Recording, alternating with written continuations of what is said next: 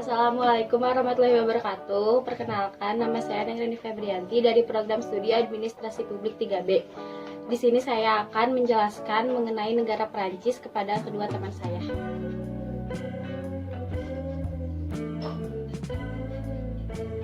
Negara Perancis atau Republik Perancis adalah sebuah negara yang teritori metropolitannya terletak di Eropa Barat dan juga memiliki berbagai pulau dan teritori seberang laut yang terletak di benua lain. Perancis metropolitan memanjang dari Laut Mediterania hingga Selat Inggris dan Laut Utara, dan dari Rhine ke Samudra Atlantik. Orang Perancis sering menyebut metropolitan sebagai heksagon karena bentuk geometris teritorinya. Prancis adalah sebuah republik kesatuan semi-presidensial. Ideologinya utamanya tercantum dalam Deklarasi Hak Asasi Manusia dan Warga Negara. Di sini saya akan menjelaskan ideologi Prancis. Prancis menerapkan ideologi laicite yang juga berarti sekularisme adalah sebuah ideologi yang menyatakan bahwa sebuah institusi atau badan negara harus berdiri terpisah dari agama atau kepercayaan. Sekularisme dapat menunjang kebebasan beragama dan kebebasan dari pemaksaan kepercayaan dengan menyediakan sebuah rangka yang netral dalam masalah kepercayaan serta tidak mengemaskan sebuah agama tertentu. Sekularisme juga merujuk kepada anggapan bahwa aktivitas dan penentuan manusia, terutamanya yang politis, harus didasarkan pada apa yang dianggap sebagai bukti konkret dan fakta, dan bukan berdasarkan pengaruh keagamaan. Di sini saya akan menjelaskan mengenai politik di Prancis. Republik Perancis adalah sebuah republik semi-presidensial uniter dengan tradisi demokratis yang kuat. Konstitusi Republik kelima disetujui melalui referendum tanggal 28 September 1958, sehingga memperkuat kewenangan eksekutif dengan parlemen. Cabang eksekutif itu sendiri memiliki dua pemimpin, Presiden Republik yang merupakan kepala negara dan dipilih langsung oleh hak pilih universal orang dewasa untuk jabatan selama 5 tahun, dan pemerintah dipimpin oleh Perdana Menteri yang ditunjuk oleh Presiden. Parlemen Prancis adalah sebuah badan legislatif bikameral yang terdiri dari Majelis Nasional dan Senat. Deput Majelis Nasional mewakili konstitusional lokal dan terpilih langsung selama 5 tahun. Selanjutnya, saya akan menjelaskan mengenai ekonomi Prancis. Ekonomi Prancis menggabungkan perusahaan pribadi ekstensif, hampir 2,5 perusahaan terdaftar, dengan intervensi pemerintah substansial. Pemerintah yang mempertahankan pengaruh pemerintah terhadap bagian terpenting dalam sektor infrastruktur dengan kepemilikan mayoritas atas firma rel kereta api, listrik, pesawat terbang, dan telekomunikasi, telah mengundurkan kontrolnya secara bertahap sejak awal 1990-an. Selain jumlah yang menunjukkan produktivitas per jam yang bekerja lebih tinggi daripada di AS, PDB per kapita Perancis lebih rendah dari PDB per kapita AS, menjadi dapat dibandingkan dengan PDB per kapita negara Eropa lainnya yang rata-rata 30% di bawah AS.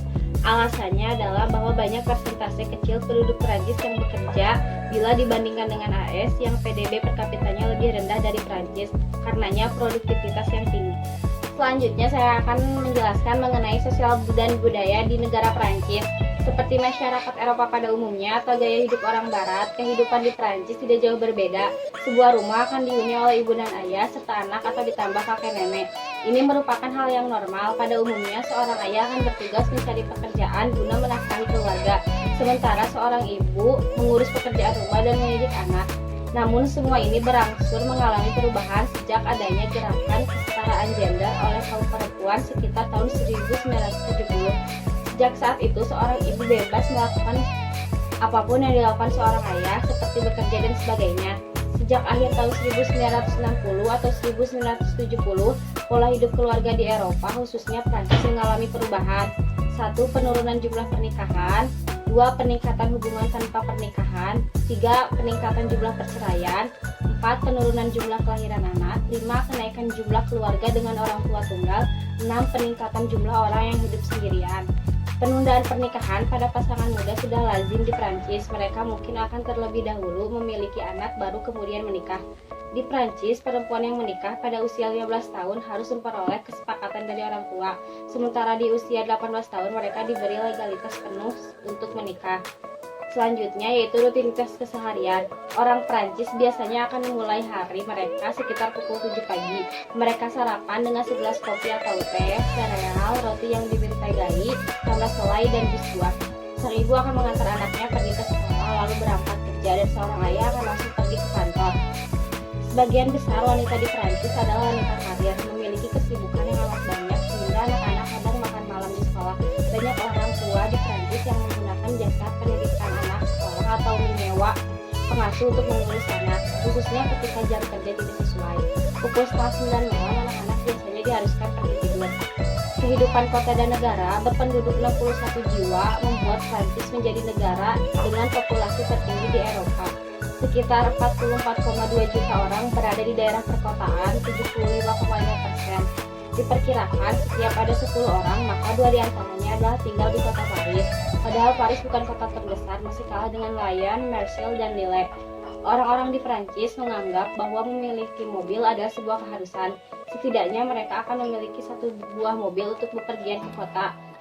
Hidup kedaerahan hampir sulit ditemukan di sini. Anak-anak bahkan harus berangkat sekolah ke kota, yang begitu juga orang tua mereka yang bekerja. Hiburan dan aktivitas di waktu luang di negara Prancis yaitu pergi ke kolam renang, perpustakaan, belanja, menonton acara, main game adalah cara mereka menghabiskan waktu luang. Banyak anak muda sangat gila dengan game-game terbaru dan dunia maya.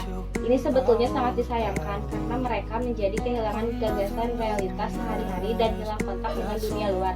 Ini bahkan bisa berakibat pada sifat egois yang mungkin tumbuh. Di sisi lain, remaja perempuan lebih tertarik dengan aktivitas seperti karaoke. Selebihnya, di waktu libur mereka juga sewaktu-waktu pergi ke pantai atau laut atau gunung menikmati liburannya. Selanjutnya yaitu nilai-nilai dan cara berpikir orang Prancis. Sejarah dan budaya yang kaya merupakan warisan terbesar Prancis. Kesalahan orang Prancis adalah berlebihan dalam mencintai negara mereka. Itulah yang kadang membuat mereka hanya memiliki sedikit kepedulian terhadap negara-negara asing. Meskipun Prancis adalah negara yang modern, mereka tetap masih sangat tradisional dalam cara berpikir. Hanya saja Prancis bertentangan dengan negara Eropa lain soal kaum gay. Sejumlah politisi masih terus berjuang menolak serikat kaum gay. Ladies First juga melekat di sini. Seorang pria akan selalu membiarkan pasangannya berjalan lebih dulu, apalagi ketika hendak memasuki pintu. Nah, sekarang kita sudah mengenal lebih dekat kehidupan Prancis. Jadi setidaknya ada gambaran bila sewaktu-waktu akan berlibur atau kuliah di Prancis. Terima kasih, cukup sekian dari saya. Wassalamualaikum warahmatullahi wabarakatuh.